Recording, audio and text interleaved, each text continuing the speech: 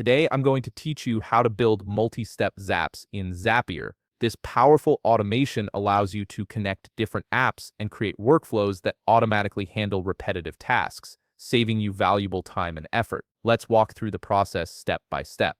First, open your web browser and head over to Zapier.com. Once you're on the homepage, you'll need to log in using your credentials. Enter your email and password to access your Zapier dashboard where all your automation magic happens.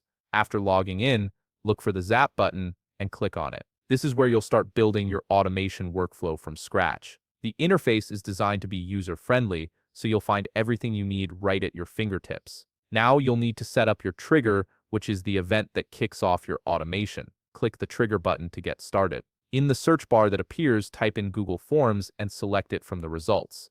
This will be the app that initiates your Zap whenever something happens. Next, you'll need to choose the specific trigger event that will start your automation. From the drop-down menu, select New Form Response. This means every time someone submits a response to your Google form, your Zap will automatically spring into action. You'll then be prompted to connect your Google Forms account. If you haven't connected it before, sign in with your Google credentials. Once you've authenticated your account, click Continue to move forward. This step ensures Zapier has permission to access your form data. Before moving on, it's crucial to test your trigger. Click the Test Trigger button to pull in sample data from your Google form. This verification step confirms that Zapier can successfully retrieve information from your form. You might need to wait a moment while Zapier fetches the data, so be patient as it processes. Now comes the action part of your Zap. Click the Action button, which determines what happens after your trigger fires. In the search bar, type Google Sheets and select it. This is where your form responses will be sent and organized.